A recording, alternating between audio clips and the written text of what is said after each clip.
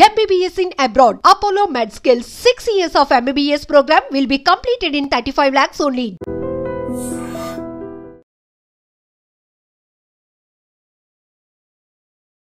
Welcome to iDream channel. This is Pavan. Anantapur జిల్లాలో దారుణం చోటు చేసుకుంది. ఒక మహిళ వివాహేతర సంబంధం పెట్టుకొని భర్తని అతి కిరాతకంగా చంపించింది. గతంలో 2 ఘటనలు చూసాము. మేఘాలయ ఇన్సిడెంట్ హనీమూన్కి తీసుకెళ్లి చంపింది. అదేవిధంగా గద్వాల్లో కూడా ఒక సర్వేయర్ని అతి కిరాతకంగా చంపించిన ఘటన మర్చిపోకముందే మళ్ళీ అనంతపూర్లో ఇలాంటి సంఘటనలు చోటు చేసుకుంటున్నాయి. అసలు ఈ సమాజానికి ఏమైందో అర్థం కావట్లేదు. భార్యలు ఎందుకు ఇంత కఠినంగా ఇంత క్రూరంగా తయారవుతున్నారో తెలియట్లేదు. భర్తల్ని ఇష్టం లేకపోతే డివోర్స్ తీసుకొని విడిగా ఉండాలి, కానీ అక్రమ సంబంధాలు పెట్టుకొని అతి కిరాతంగా చంపిస్తున్నారు. అసలు ఈ ఘటన ఎక్కడ చోటు చేసుకుందంటే అనంతపూర్ జిల్లాలోని అక్కంపల్లిలో నివాసం ఉంటున్నారు. సో అక్కంపల్లిలో వాళ్ళ భర్త ఎవరైతే ఉన్నారో ఫాస్ట్ ఫుడ్ సెంటర్ పెట్టుకొని ఆ జీవనం సాగిస్తున్నారు. సో అదేవిధంగా ఫక్రుద్దీన్ అనే వ్యక్తితో అక్రమ సంబంధం పెట్టుకొని వాళ్ళ భర్త రోజు తాగుతున్నాడు, నన్ను హింసిస్తున్నాడు అని చెప్పి ఆ ఫక్రుద్దీన్ని ఉసిగొలిపి వాళ్ళ భర్తను చంపేస్తే మన ఇద్దరం కలిసి బతకొచ్చు అని చెప్పేసి ఆ వ్యక్తికి మాయమాటలు చెప్పి అతి కిరాతకంగా ఎవరు లేని టైం చూసి అక్కంపల్లి రాచనపల్లి వెళ్ళే రహదారిలో అయితే ఆ బీరు బాటిల్ బైక్ మీద వెళ్తుండగా బీరు బాటిల్ విసిరేసి కింద పడిన తర్వాత ఆ బండరాయి తీసుకొని ఆ స్క్రూ డ్రైవర్తో అతి కిరాతకంగా పొడిచి చంపేయడం జరిగింది. సో ఈ ఘటన ఆలస్యంగా వెలుగులోకి వచ్చింది.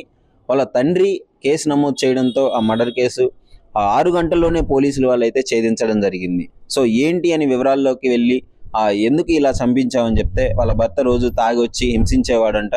సో అది తట్టుకోలేక అదేవిధంగా ఈ ఫక్రుద్దీన్తో ఆ సమయంలోనే మాటలు కలవడము, ఫోన్ల ద్వారా మాట్లాడుకోవడము, అదేవిధంగా ప్రేమలో పడడము, ఆ తర్వాత ఈ అక్రమ సంబంధం వల్ల ఇద్దరం మనం కలిసి ఉండొచ్చు అని చెప్పేసి ఆమె భర్త అడ్డుగా ఉన్నాడు అని చెప్పేసి భర్తను అయితే చంపించడం జరిగింది. అంటే గతంలో కూడా ఇలాంటి కేసులు చాలా చూసాము. ఈ విధంగా అంటే నార్త్ సైడ్ వినేవాళ్ళము. ఇంతకుముందు ఇలాంటి ఘటనలన్నీ నార్త్ సైడ్ వినేవాళ్ళము. మనకు తెలుగు స్టేట్లో చాలా వరకు తక్కువ. రీసెంట్గా దాదాపు నెలకి ఒక 10-15 వరకు ఇదే వింటున్నాము. ప్రతిరోజు ఏదో ఒక సంఘటన వింటున్నాము. ఎందుకు ఇంత చట్టాలంటే భయం లేకుండా పోతున్నారు? ఇలాంటి అక్రమ సంబంధాలు పెట్టుకొని భర్తల్ని అతి కిరాతంగా చంపిస్తున్నారు. పెళ్లి చేసుకోవడమే పాపం అయిపోయింది. ఇప్పుడు పెళ్లి చేసుకోవాలంటే ఆస్తులు కాదు, ఇంతకుముందు అటు 7 తరాలు ఇటు 7 తరాలు ఆస్తులు ఉన్నాయా, బలగం ఉందా అని చూసేవాళ్ళు. ఇప్పుడు మాత్రం పెళ్లి చేసుకోవాలంటే డెఫినెట్లీగా ఆ పిల్ల క్యారెక్టర్ అలాంటిది, గతంలో ఏమన్నా లవ్ ఫెయిల్యూర్స్ ఉన్నాయా, లేదు అంటే ఇప్పుడు ఏమన్నా లవ్ చేస్తుంటే వాళ్ళు పేరెంట్స్ మందలించి పెళ్లి చేస్తున్నారా అనే విషయాలను అయితే తెలుసుకోవాల్సి ఉంది.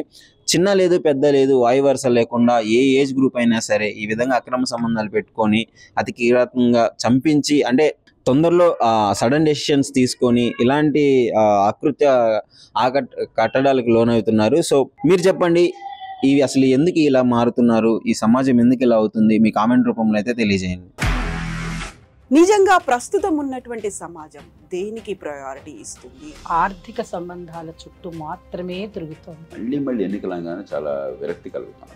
మంచి అనిపిస్తుంది కదా, లేడీస్ కూడా ఛాలెంజింగ్ జాబ్స్ చేసినప్పుడు చాలా బాగుంటది. ట్రాఫిక్ అసిస్టెంట్స్ గా నియమించిన ట్రాన్స్జెండర్స్ అందరితో సాల్యూట్ చేయించుకుంటున్నారు. ఫుడ్ డెలివరీ ఇవ్వటానికి వెళ్ళినటువంటి డెలివరీ బాయ్ అనిల్ పై కళ్ళ ముందు పెళ్ళండి